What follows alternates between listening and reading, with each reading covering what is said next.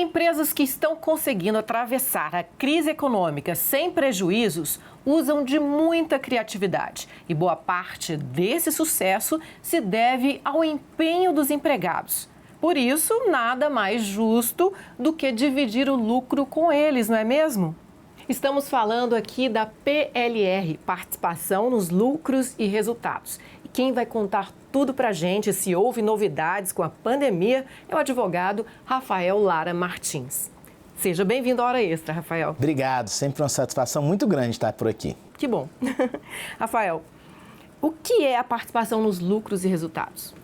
Olha, desde a Constituição de 88 existe uma previsão dos colaboradores, dos empregados participarem do resultado da empresa, participarem de todo o esforço que os empregados fazem para uma empresa e no final do ano ou no meio do ano eles terem uma participação daquele resultado. É quando o empregado recebe algo a mais que o seu salário pelo seu esforço. E qualquer empresa pode implementar um programa de PLR para recompensar aquele empregado? Qualquer empresa que divida lucros, que tenha uma divisão de lucros, ela pode fazer. Nós temos na legislação alguns empregadores que não podem se equiparar a empresas, como é o caso das pessoas físicas, entidades filantrópicas, empresas que não podem fazer uma divisão de lucro entre os seus sócios, elas consequentemente não podem fazê-lo com os seus empregados. Certo. E como pode ser implementado? Depende da participação do sindicato? Quais são as formas possíveis nesse caso? Olha, nós temos duas formas previstas em lei. A mais comum, que as empresas mais utilizam, é com a participação do sindicato, por meio de uma convenção coletiva de trabalho ou por meio de um acordo coletivo de trabalho. Nesses casos, o sindicato, ele assume um papel na negociação com os trabalhadores. O que o sindicato tem que fazer? Ele tem que fazer assembleia com os trabalhadores para aprovar aquele plano. É errado quando o sindicato negocia no lugar dos trabalhadores. Não é esse o papel. A lei determina que quem faça assembleia para aprovar ou não seja os empregados. A outra forma de se fazer, sem necessariamente a participação do empregado como esse interventor, é quando a gente tem uma comissão de trabalhadores em que é selecionada para fazer essa negociação. Nesse caso, o que a lei diz é que o sindicato tem que ser comunicado e ele enviar um representante para fazer parte dessa comissão paritária. Por quê? Porque essa comissão vai ser responsável por essa negociação. Há jurisprudência sobre o tema? Muita. É um tema polêmico, principalmente de incidências de verbas trabalhistas, se incide verbas fiscais, tributárias, previdenciárias, e existe uma jurisprudência para buscar defender, inclusive, o trabalhador, atribuindo em determinadas situações ao PLR natureza salarial, incidindo a partir daí outros direitos trabalhistas sobre ele. Mas é curioso porque toda essa jurisprudência que a gente tem, toda ela está superada. Superada por quê? Porque em julho do ano passado, no meio da pandemia, nós tivemos uma alteração legislativa. É a Lei 14.000 de 2020. Todo mundo lembra da Lei 14.000 como aquela lei da suspensão e da redução de salário e jornada dos trabalhadores da pandemia. Veio lá na medida provisória 936, que poderia afastar os seus trabalhadores, e aí quando o SMP foi ser convertido em lei, foi inserida aí uma alteração na lei que trata do PLR. E nessa alteração passou-se a mexer tanto na incidência, na verdade, na ausência de incidência de reflexos trabalhistas, consequentemente também previdenciários e fiscais, trazendo uma maior segurança jurídica para essa relação entre empregado e empregador. Na prática, o que muda, Rafael? Na prática, o PLR bem feito, ele está mais protegido de nós entendermos que aquilo, na verdade, é salário. Porque o PLR não é salário e não pode ter natureza de salário. Aliás, ele é uma verba pensada para trazer uma remuneração extra com uma natureza não salarial. Certo. Agora a gente vai ouvir o depoimento de uma gerente de operações, a Vitória Calil Cansado, que recebe a PLR e vai falar como funciona isso na empresa dela. Perfeito. Vamos lá?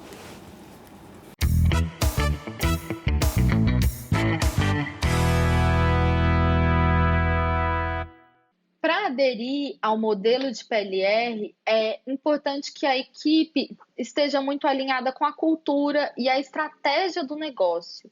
É preciso que todos os colaboradores saibam exatamente quais são os resultados esperados. E com isso, a gente estabelece metas individuais que vão impactar diretamente nesses resultados da empresa. No meu caso, o PLR não é uma garantia e eu só recebo o benefício quando a empresa atinge os resultados esperados para aquele semestre. Quando o resultado da empresa é positivo no semestre, ainda é levado em consideração os resultados das minhas metas individuais para calcular o PLR.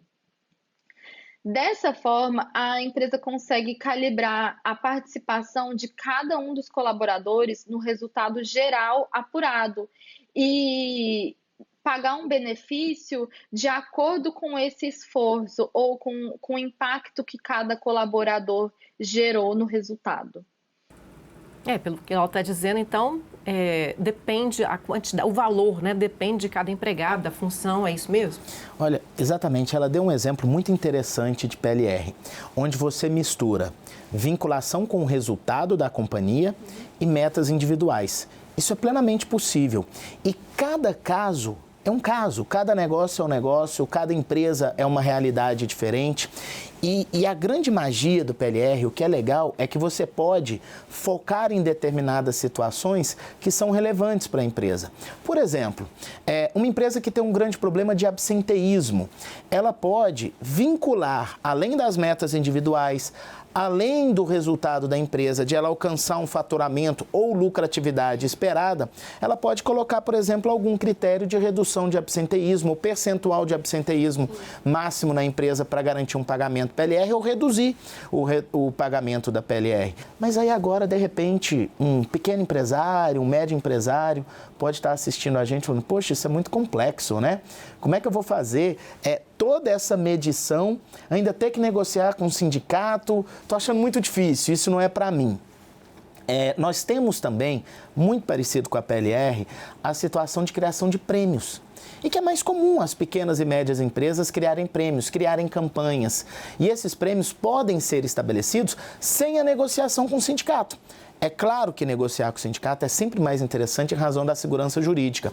Mas se ele consultar um advogado do seu círculo de relacionamento, que ele tenha confiança, ele vai ter ajuda a montar um programa de premiação que seja seguro.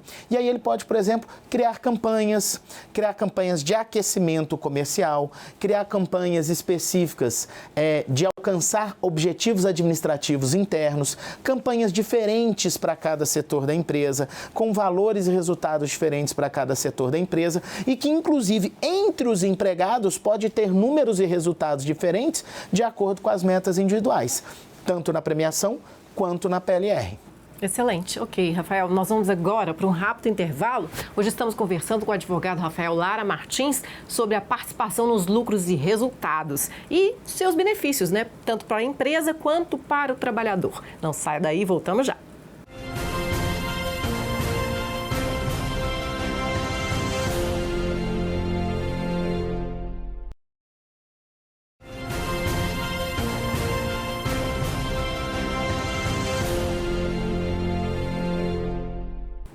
O Hora Extra está de volta. Hoje estamos conversando com o advogado Rafael Lara Martins sobre a PLR, participação nos lucros e resultados. Quais os benefícios? Rafael, você que assessora muitas empresas, elas têm esse plano, esse modelo de bonificação do empregado? Ele enseja maior produtividade nesse ambiente de trabalho? Olha, seja PLR ou seja sistema de premiação, toda empresa que tem um sistema inteligente de gestão, buscando resultados, buscando eficácia, compromisso dos colaboradores, meritocracia, acabam implantando. Acho que a gente tem que pensar nessa oportunidade como algo inteligente para incentivar os trabalhadores, para a permanência dos trabalhadores, para os trabalhadores terem um sentimento de pertença no âmbito empresarial. Existe sempre uma verdadeira euforia. A tendência hoje do mercado, de uma forma geral, é que os salários sejam mais baixos e as bonificações sejam mais altas. Essa é uma tendência de gestão, uma tendência de mercado e uma tendência jurídica. Só que isso, como eu disse, tem que ser feito de forma inteligente. Por exemplo, certa vez a gente montava um sistema de premiação voltado para uma empresa, uma concessionária de veículos. E essa concessionária de veículos, ela tinha uma meta estabelecida o tempo inteiro. Todo mês, cada pessoa tinha que vender X carros. E a gente sentou e falou, olha, não está tendo muito sentido. Por quê? No período, porque a gente tem uma espécie de período de safra, né? A gente não fala assim no mundo da concessionária, mas tem um período que vende mais e tem um período que vende menos. Aí no período que vende mais, a gente percebia que todo trabalhador alcançava a meta de forma muito tranquila. E no período que vende menos, ninguém nunca conseguia atingir aquela meta. E aí passou-se a dividir as metas de uma forma mais inteligente, em você aumentar aquele número num período de maior venda e reduzir aquele número para algo factível. Rafael, agora nós vamos à pergunta da advogada Sara Caroline de Andrade, presidente do IGT. Vamos lá?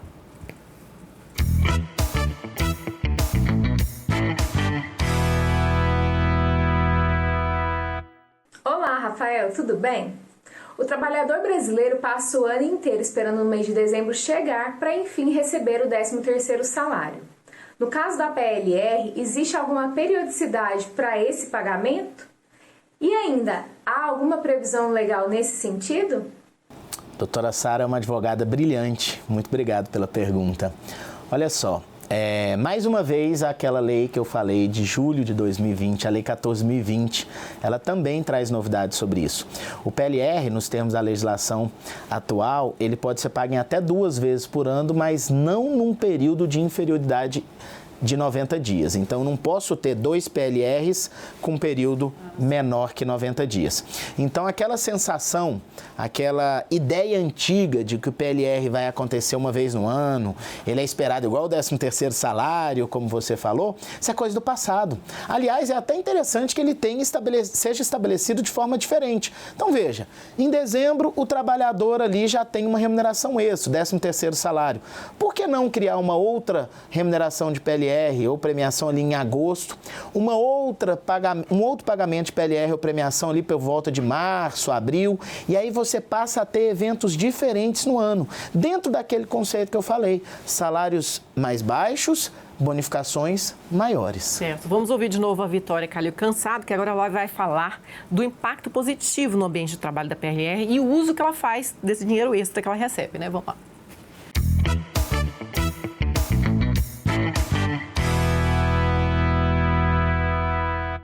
Eu percebo que o maior benefício de aderir a esse modelo é incentivar que os colaboradores tenham um sentimento de donos ou de sócios do negócio. Tendo essa postura de sócia, mesmo não sendo apenas uma funcionária, eu acabo não medindo esforços para ajudar no crescimento da empresa. Eu percebo que os grandes talentos que trabalham comigo também agem dessa forma. A renda que eu recebo com o PLR não entra no meu orçamento fixo mensal. Como não é uma garantia, eu acabo estabelecendo que essa é uma renda extra no meu orçamento. E eu costumo separar 15% do valor que recebo para gastar com viagens ou comprar algo que eu desejo muito. Dessa forma, eu utilizo parte do PLR para me recompensar e me manter motivada no curto prazo. Mas, ao mesmo tempo, os outros 85% do valor que recebo, eu invisto em fundos de investimento. Parecia até que eu tinha ouvido já o que ela ia falar, né? É exatamente esse o conceito. Aí, sobre o que destinar esse dinheiro, aí eu vou deixar para os especialistas, não vou opinar, mas a sensação do trabalhador, a sensação de premiação, de estar mais satisfeito a curto prazo, é exatamente isso que ela disse. A PLR é uma ferramenta de gestão, uma ferramenta inteligente de gestão para a gente atingir resultados em uma geração que não fica esperando resultados de longo prazo mais. As pessoas querem ver o quanto antes o resultado do seu trabalho. Só mais uma perguntinha, e quero que você responda rápido, porque nosso tempo está curto. O que acontece se o empregado sai da empresa e não recebe a PLR? Ele perde? Olha, a pergunta é excelente. Vou tentar responder rápido, apesar de precisar de tempo. Atualmente, nós temos uma súmula, a 451 TST, e essa súmula diz que tem que pagar proporcional pelo tempo que ele esteve na empresa em razão do esforço proporcional que ele deu. Eu entendo que essa súmula está superada. Eu entendo que a gente teve um overruling dessa súmula, como a gente diz no direito. Por que que ela está superada? Porque em novembro de 2017, nós tivemos aí a reforma trabalhista e foi impactado o negociado sobre o legislado. E se tiver na negociação coletiva um corte de que o trabalhador não vai receber se ele ficar proporcional ao tempo estabelecido no PLR, se ele ficou a metade do tempo, por exemplo, enquanto o outro trabalhador ficou o tempo integral, eu entendo que não deve ser pago. Por quê? Porque essa foi a negociação coletiva, isso foi aprovado em Assembleia. Então, hoje, a súmula 451 diz que tem que pagar proporcionalmente, mas, sinceramente, ela está desatualizada com a legislação atual. Rafael, muito obrigada pela entrevista, pela excelente entrevista. Obrigado, é sempre uma honra e um prazer estar aqui com vocês. Ok, o Hora Extra fica por aqui. Hoje conversamos com o advogado Rafael Lara Martins sobre a PLR, a famosa participação nos lucros e resultados. Não deixe de acompanhar mais notícias do TRT de Goiás pelo portal, pelas redes sociais, pela rádio web. E se você quiser assistir essa entrevista, também pode acessar o canal do TRT no YouTube. Até a próxima semana.